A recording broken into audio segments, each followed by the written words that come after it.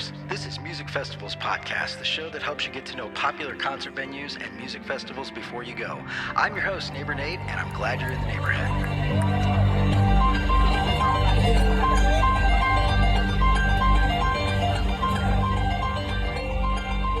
Hey, neighbors, I have a very special guest on the show today. So when I was out at Renewal 2024 in Colorado, I walked around Sturgeon Moon campsite, if you guys watched the video, and got to see a lot of great campground jam sessions. And one of those campground jam sessions was led by Miss Amy. And I'm delighted to be joined by Amy Heron today, who is a band leader, I guess, for Miss Amy and the Jetset. So welcome to the show, Amy. How you doing? Hey, Nate. It's great to see you again. I'm good. Yeah, absolutely. I'm so glad you could join today because I was so impressed with the way that you kind of led the jams in the campground, and they were great jams.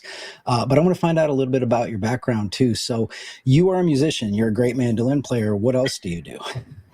Well, I would say that I'm a singer first because my mandolin is, okay, it's good. I'm a good lead. I'm a good rhythm player, but I don't take leads. Although I was listening to an old CD last night, and there I was, like, there they were, like all these little mandolin leads that I used to do a long time ago. But that was surprising. So yeah, singing is really my first thing, and it's interesting that you say I was leading the jam because I don't know how it ended up that way. Other than, I feel like I'm a cheerleader for sure. Like I'm not ripping leads over there, and things like that, but I am very, I know what I like to hear and I get really excited. And I think when you get people excited, then they kind of like fall into that groove, and they start getting excited, and then they're just like playing really cool stuff. And then when you really get like a good circle of people, they're all feeding off of each other, and then it just takes on a complete life of its own. So I think maybe leading, I guess. I don't know. One of the things that I thought was fascinating though. So, and I have to know, like, there was probably 8, 9, 10 people there, all kinds of different instruments at your campsite. Did you know everybody, or were those just random neighbors who walked up and decided to jam? I would have to look at a picture. Right. But my daughter was there, which was really cool. And I think I knew, I would say, half the people. And this was Friday night, right? You're talking about? Friday and Saturday. I think the big one I saw was on Saturday. There was another guy who's playing mandolin that was just phenomenal. That was the night that everybody had the animal costumes on. Okay. Yes. I was sleeping. Okay. Saturday night, I was wiped out. We stayed up Thursday night and Friday, and that was, or actually, yeah, maybe it was Friday night. My days are blurry too. I think it was Friday night. Like, who knows? I just remember riding by your van in my fat bike the next morning, and I was like, "Hey, you should come by again." Yeah. No, it was interesting watching you play because it seemed like everybody would have a conversation first, and kind of somebody would throw out a number. And then you guys would talk about chords or something like that, or somebody was going to do something different. And within like the first 8 bars, everybody kind of synced up, like everybody suddenly was playing. So how does that work if you don't know everybody? Well, that's what's nice about like bluegrass. And you mentioned a blues guy that you're going to talk to. It's like these particular genres of songs have sort of a structure to them. So you can say, hey, this one's an E, and it's got it's just a standard 1-4-5. These are chords, right? Your 1 chord, 4 chord, 5 chord. And it makes sense. And not that all the bluegrass is the same, which is why sometimes we're talking ahead of time. We're saying, hey, there's going to be a minor, there's going to be a 2, throwing out, these numbers and kind of helping people understand the structure. And then if the structure is a little funky, and you can tell in the circle, you get that feel after 1 or 2 or 3, a few songs where it's like, all right, is everybody going to hang? And then it can, again, as I mentioned, like it starts out basic, right? We start to see where everybody's at, and we'll just say, we'll throw out something simple, right? But then as you find out what people are able to do, at least I always do this. I'm always like, ooh, like, let's take Yeah. it to another level, right? Let's see if we can throw in this. And that, I think, is what, like I said, it just starts to like amp up the energy. I our camp, are we allowed to swear on your podcast? Oh, please. Yeah, I cuss all the time. So our camp was I got sort of adopted into a camp known as Shit Jams. Nice. And that's my friend's Matt Thomas, who plays bass, and he was playing some Friday night. My daughter Emma plays bass as well. So they were kind of trading off. And it's one of those things where the more like high and drunk I get, like I'll just be like, let's play this one with 7 chords in it, you know. And Yeah. people are just like, okay, maybe Amy should go to bed now. But Lauren always teases me. She's like, you challenge people, but in the fun way. Yeah. I did Like, notice I'm you were not kind of a sure. I'm not cheerleader. sure. Like, especially like egging people on into like solos. Like I noticed there was a couple parts in the different jams where you were telling people, okay, now it's your turn, go ahead. And they responded right away. And then as things went on, the kind of the vocal call outs disappeared, where once you guys really got going, it would just be a look, which is similar to what you see bands do on stage, except they know each other and play together all the time. You guys had Right. just met or didn't know each other all that well, and yet there was still that kind of like synchronicity happening. How does that feel? Oh, it's like, that's just when you're like right in it, you know. It's like being swept away by the current, you know. But I also think normally in a jam, you just go around the circle, right? Yeah. But sometimes you can kind of like, somebody new wanders in and you can tell they maybe need another time through before they want to like take a lead. And so you just would pass it around, you know. That's when you kind of check the vibe and like pass it around a little bit more. Or maybe there's 2 fiddles standing next to each other and you don't want to. Sometimes it's fun, right? Like instrumentalists, from my experience, I think they kind of like to play off each other. So sometimes fun to do fiddle. Sometimes it's fun to like throw it around. So you're doing fiddle, dobro, banjo. Let's see what happens. And then come back to the next fiddle or something like that. Normally you want to just go around in a circle because you want to make sure that everyone gets included. And not, you know, jamming is not about some person picking a song and then picking their favorite people in the circle to play on it. Yeah. And then ending it, because, you know, the way you unspokenly and end the song is you sing the last verse, you tag it with a chorus and then tag, and you're out. And so sometimes, you know, you want to make sure, it depends where the jam's going, right? If you want to like cut it down, or if you want to like keep it going and like do another one and sing the first verse again, you know, and hope no one remembers that you already sang that. Right. And it's like, I don't know. I just feel like, again, I get kind of sucked into the vibe. Like, what does the song want? What does the song want from us right now? And what does this circle want? You know, I can see this guy over here, like really wants to take one, you know? And so sometimes I'll pass it to that person, because then they can like, again, ramp up the vibe again. So it's always just this really cool organic thing that happens. And it kind of leads itself around.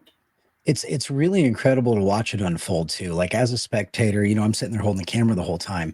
But just watching how you guys interacted and how, yeah, everybody would sync up and it would take a few bars, but then by the end of it, there was a couple performances where even the solos were just outstanding, right? Like, and I was so blown away. I'm like, wow, we're just standing at somebody's campsite and people are playing like they're on stage. One of the ironic things I noticed was, out of all the videos I did from Renewal, the only thing that got dinged for copyright, which it was still allowed to be played on YouTube, but I definitely got a copyright notification on 1949, which was led by the gentleman who was on guitar. He was sitting next to me. I think it was Friday night. So I think 1949 is a pretty popular bluegrass standard. Mm-hmm. How important is it when you're approaching these jams? Like, you have to know the standards. So how do you keep track of all that? Does it just come from years of experience? I noticed one gentleman had like a notebook where he had stuff written down. How do you keep track of what the songs are that you need to know? Well, speaking of things like this, like I really don't want to wear glasses on this interview, but I can't see anything anymore without on a computer, Right. like without Yeah. them. So, I'm getting to a point too where I'm like, I should write that down just to Yeah. remember. And it's also one of those things where, sometimes I'll tell people I sing and they're like, oh, what do you sing? Sing something. And all of a sudden you're like, but I don't know any songs. I don't know what it's same kind of thing. Like you can go to Bluegrass Jam or one of these pickup shows where it's like nobody in the band has ever played in a band together, right? But you're playing a 3-hour show of bluegrass. And it's like, what bluegrass songs do I know? Like you try and make a list because honestly, I've thought about that weekend several times because I can't help it. It was so fun. And I'm like, damn, I should have done this song. I should have done that one, and you just don't, sometimes it just eludes you when you're in the circle. Right. And again, part of that is for me anyway, where's that vibe going? Can I bring it down to like a beautiful slow song with like the sweet harmonies? And at that point, you want to make sure it's a song like Banks the Ohio. Everybody knows that one, probably. And if they don't, that chorus is so simple. It like by the second, third one, everyone's coming in. It's the same chorus, right? Yeah. There's songs that have like a chorus where the words slightly change each time. That's going to throw people off and you won't have as much harmony. And so if you really, as a vocalist, like I want all the harmonies in there too, besides all the like hot licks. So, it's something that you like, there's the standards, and I'm not saying there's a list of them, but there's like this, like I would call the standards more of these, those basic structures I talked about where it's like, this one's pretty basic, 1-4-5, nothing crazy, and it goes the way you would think it's going to go. And then but then there's the other ones and those, everyone can participate and hang with it. And then there's next levels where you're like, all right, this group could definitely like take this song to a really cool place. And it still might be something simple. Like you said, Banks the Ohio is simple, but like when you add that vocal harmony and now you've got like 4 or 5 people singing in the circle too, for me, that's like the ultimate, right? Because like the vibe is actually vibrating in your body and it's amazing. Yeah, and it was so cool to hear. I think one of the warm-up songs was Katie Daly, and that's one that everybody knows. But and then you could hear almost people saying, "Okay, I'm going to sing the high part, right? I'm going to sing the low part." And so that was interesting to see shake out. So you mentioned that you're primarily a vocalist, but you also play mandolin, and I think you play a good mandolin. But talk about your band. Talk about Miss Amy and the Jetset. Oh yeah, so I moved to Colorado in 2008. I was in a band with my ex called the Mike and Amy Finders Band. Okay. But we moved out here to Colorado to play with this other couple, Aaron and Aaron Youngberg. And we formed a band, Finders and Youngberg. And a year later, I left and Mike and I split up. And I knew, I actually was not going to play music anymore because I had 2 little young kids and $500 to my name, I think. So I was like, I got to go to college. I was 34 years old. I got to go get a degree or something.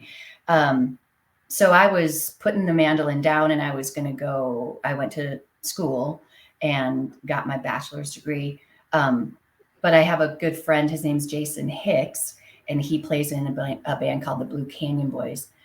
And he was like, yeah, no, you're not done playing music. Like that's not a thing. And you're not going to do that. And so we just had a few gigs, like over literally 3 years, we probably played like 5 shows where we just opened for somebody and it was easy. And Jason and I, we love singing together. Like that's our thing, is the harmonies. And so that started as the Jetset. And then as I kind of grew to the point where I wasn't in school, I was working 40 hours a week as well. I had my girls on the weekends. And it just wasn't something I wanted to give up, was my time with them too. So I wasn't trying to even book a bunch of shows. But then after I got my bachelor's and was moving on, I wanted to play more. Well, Jason's band is always busy in the summer. He's like, whoever you need to play with, it is what it is. So I started kind of just booking the shows, right? It was jump in the net will appear thing. So I started booking some shows, and I didn't know who my band would be. So I was like, well, just Miss Amy and the Jetset. We'll see, how that goes. Yeah. I personally have been at all of the Miss Amy and the Jetset shows. Okay. That's a good thing.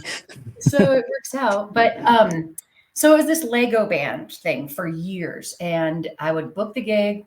And out here in Colorado, the Front Range, I mean, there's just hot pickers everywhere, just like lying in the street. You can just be like, hey, come here. Yeah. So I would, see who's available and play the gig. And, but eventually I would say, I don't even know how many years ago it was, because I'm also losing track of that. Like, I think it was 2 years ago. It was 7. I don't know. So, over that time of calling different people, there was a couple guys, Casey Cormier and Chuck Hugenberg, who were getting called a lot, and I was playing with them a lot. And we were kind of getting we were getting the vibe down. When you change musicians in your band a lot, it's hard to get, like that really cool vibe where you're able to like pull from each other. Yeah. So Casey and Chuck, and I were doing quite a few things, but of course I need a guitar. So Chuck plays fiddle, Casey plays upright bass, and I play mandolin. Well, of course we need a guitar. So, so that one, I eventually ended up with, I would be like asking other people that were going to jams a lot more than me, like who's the new hot pickers in town, what's going on. And again, my band was not playing a lot. Still isn't. We play occasionally, we're not touring and stuff. I mean, people have kids and all that. Mine are now like grown and moved on, which is fab for me. I called up. So someone's like, you got to call this guy Mike Furry. And I'm like, all right, I'll check it out. So he comes and plays a show with us, and it was in Breckenridge at the end of May. We're all wearing we thought we were going to be inside. We have a rule about temperatures, right? We don't play outside if it's less than like 50 some degrees, because instruments get, people have expensive instruments. You don't want them getting cracked and damaged. Yeah. Plus, how are fingers supposed to move, really fast? So right. I wouldn't know. I don't have to deal with it, but my fiddle player and my guitar player and everyone else does. So anyway, we're all wearing puffies. It was May in the mountains. It was like snowing that day. It was beautiful. And so we're all freezing. And so Mike's playing this gig, and at least it was good money. And, but him and Chuck and I, and then it turns out that he knew Casey. Like, he'd known Casey for years, and I didn't know. So, so Mike and Chuck and I just kind of like started to really vibe. We've written some songs together, and they always add like the harmonies, which is my thing. It's like I love having, on top of the good music, instrumentalists. It's like I love having the harmonies. I feel like those are just like really accessible to people. Like they really get into other people, right? Like these words. Right. And I love story songs. So that has become kind of this thing where it's like, if they're not available, I'm not playing the show. And it's like, that's the Jetset, is like Mike and Chuck and me and Casey. We occasionally do, Casey's really, as you know, like bass players are always busy, the good ones. And so we also play with Matt Thomas, who was at the jam. Yeah. And so that's the Jetset. That's where it is. That's awesome. So we were like really getting into it, really getting in a groove. 2019 was really amazing for us. And in like January of 2020, there's a festival out here called Bluegrass. It's in January. Uller, the Norse god of winter sports, I believe. And I should know, it's like the god of my people, but I'm Norwegian. Okay. Sort of. And so they have a band contest in early January, before the festival is toward the end of January. And so then you get to open the festival. Well, we won that, which we were very excited about. And we got to open the festival, and then we were going to do Telluride band contest that year. Well, it's 2020. So yeah, that was the end of that. Yeah, it just, that's where everything kind of tanked. You know, it was like we were riding up, and then it just sort of was like, bleh. So it feels. Where can we listen to you guys at? Like, where can we hear some? Do you guys have anything online that's recorded? I know you said you don't play a lot, but so that fall in 2020, we went into the studio, and I'm laughing because Chuck got called to play fiddle on like an 80s hair band album. Well, that's interesting. And so instead of taking money, he took studio time for us. Oh, cool.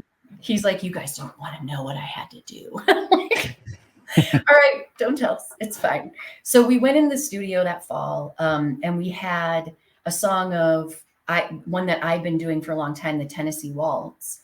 And I learned that from Al and Alita Murphy. Actually, Alita Murphy was the one that sang it, but they were in Iowa City.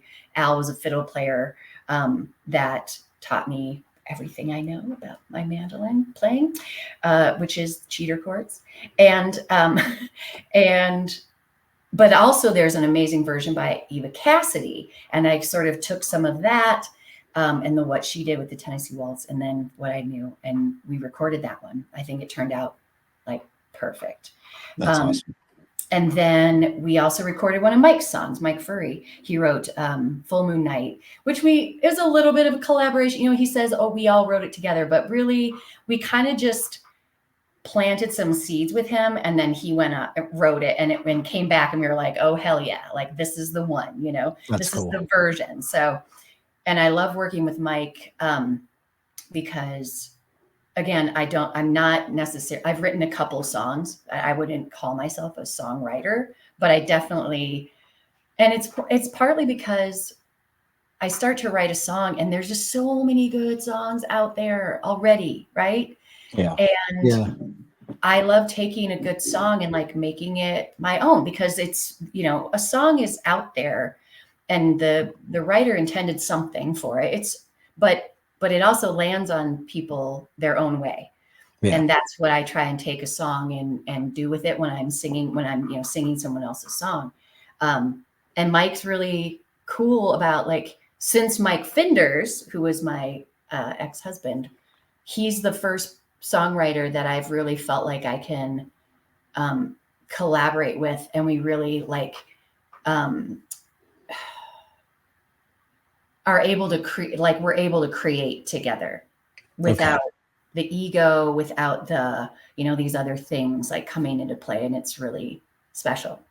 That's awesome. That's awesome. Yeah. So what are the musicians that inspire you, or who are the musicians that inspire you as a musician? I mean, everyone around me. It's like, there's so many ways to be inspired. I think by other people, right? It's like, is it their attitude? Is it their, just their love of music? For me, I feel like those people, that's where I'm at. I love music, and I'm not as good at an instrumental. So I love to walk in a circle, a jam circle in the musical community, and be welcome, and people who do that are so important, right? Yeah. It's like Luke Blazer, his name's Luke Blazer, but his on Facebook and Instagram, I think it's Luke Andrew, but he's been an integral part of the bluegrass scene out here. He's also from Illinois, like me, and came out here, I don't remember what year, but he's run some local picks. Although out here, I swear, there's one like every single night of the week. Yeah. And there's people that are jamming every single night of the week. I'm like, wow. I mean, whatever vitamins you're taking, I would love to have some, It seems like the Colorado bluegrass scene is really, really vibrant, right? Like, there's just a lot of great bands out there. What other festivals? You mentioned a lot of other festivals in Colorado. What other festivals are always on your radar out there? Out here, I love going to RockyGrass. Okay. There's another one in, because it's 8 miles down the road from me, and nice. It's close by, and it's all the friends, and even musician friends from the Midwest that come out here. Good buddy of mine from Des Moines was out this year, or he's been out. And the thing is, it's so big. It's like sometimes someone's there, but you don't even see them the whole weekend because you just kind of end up in. For me, it's like I'll end up in one camp and kind of stay there. But Midwinter is coming up, and that is a festival, indoor festival. At a hotel in North Glen, Colorado, not too far from here. And that is February 14th, 15th, and 16th. Okay, Valentine's Day Festival. And it's like the 37th annual, something like that. Oh, wow. I could be wrong on the number, but it's the founder of it, Ken Seaman, passed away a few years ago, and some really cool folks down in Colorado Springs took it over. So they're keeping it going, which is like, thank you so much. Yeah. And we get to open the festival this year. So I'm super excited about that. Nice. Congrats on that. I've got some like surprise ideas up my sleeve. If I can pull it off, I think we're going to have like a really like primo opening set for Midwinter. And so that one's close to here. So it's a suburb of Denver. Okay. And then another really cool festival, like in the spring, is called the Durango Meltdown. And that is one where it's sort of like bluegrass takes over the whole town of Durango, Colorado, which is southwest. One of those multi-venue type places. And I haven't played it in I think I played it the first year I moved here, which is 2008. And I don't want to do math right now. But it was just like hot picks all night long. People in closets, and again, it's spring out in Colorado. So you probably drive through snow to get there, but by the time you're down in Durango, it's usually pretty nice in April, but it can be chilly and cold. So it's all inside. And that was my favorite one, was in a big coat closet. We were all crammed in there. That's amazing. At the bottom of this staircase. And people are like, I have to go to the bathroom. Can you let me out? That's cool. It was so that's a fabulous one. Things, if you're coming out, it's like, check those, Yeah. I mean, everybody knows about the big ones, Telluride, things like that. I just booked my tickets to Winter Wondergrass, which is another bonfire festival. Are you going to be there? Are you going to be at Winter? I really want to go this year. It's so expensive. Yeah, Steamboat is not a cheap place. So I booked, the tickets weren't bad on the early bird.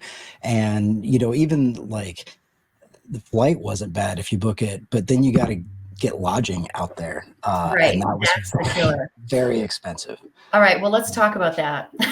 If you got a spot, I can sleep on a couch. It could work out, I would love to go. Like one of my, I saw that Damn Tall Buildings is playing. Okay. Yeah. So I mentioned Matt Thomas before, bass player. They are good friends of his, and they're hot shit. I love them. Have you heard of them or heard their music? I have not. I just looked at the lineup though, and I've heard some people talk about them. So I'm excited to see them. I'm a fan of Trampled by Turtles. In fact, I know a guy in Columbus who I'm friends with, went to high school with most of the guys. He was from Duluth. And so they've actually, I've kind of complained on one of my episodes. They've played in his suit shop on High Street in Columbus, and I was never invited. It's a tragedy. Right? Yeah, what is that about? Come on. So I'm excited to finally get to see them. Invite neighbor 8 to your stuff. Right. No, you'll record it, and then hello. I'm so glad you got so. I was really glad, randomly writing that Billy String, the Renewal Festival is freaking huge. That's why we bring our bikes so that we can just get around. Yeah. And I was jokingly looking for a friend of mine. I'm like, I'm just going to we'll ride our bikes around and I'll just yell her name out, and hopefully I'll find her. But then you were right on the end, and I saw it, and you had recorded you came up with your camera Thursday, during the day before we even, we had all just unpacked camp. We just sat down. And of course, at a festival, you're like, well, if we're just sitting here, I mean, might as well probably do some picking, know? So you came over, and I was like, I got to find that guy. And then there you were on the end of the road the next day. So I was like, hey, dude, come by, because, I just thought it would be some cool stuff. I knew it would be cool. And Friday night was for me, it was awesome vibes. It was wonderful jam. But what's my point? No, I appreciated meeting you there because I wouldn't have known otherwise. But it was interesting, like such a big festival. And by the end of it, I was, walking around and I'd end up seeing people that I'd met, the previous day or whatever. So it was huge. But by the Yeah. end of it, it felt small too. Like you kind of saw the same people Yeah. around. So but in Yeah. a massive festival ground, I mean, that's one of the things I told people is if you're going to Cottonwood, bring a bike, bring a scooter, bring something. Right. Otherwise, you're gonna get your steps in for sure. Yeah. Otherwise, bring good like walking shoes. Yeah. It's Yeah. because it's like uneven ground. You're looking at other stuff and tripping over stones. Like Right. we brought the fatties. That That's worked out pretty awesome. good. Well, I appreciate you joining the show today. And like I said, I really enjoyed the jams up at Sturgeon Moon. I hope to be back next year. I'm assuming you guys will probably try to make an attempt to be back there too. But For sure. yeah, it was a lot of fun meeting you. And I really enjoyed, getting to hear you play and getting to see you kind of call out things in the jam. So thanks for joining the show. And it was really great getting to see you perform. Thanks, Nate. Yeah, and maybe I'll see you at Steamboat. Yeah, that'd be great. That'd All be right, give me great. a holler. Will do. Okay.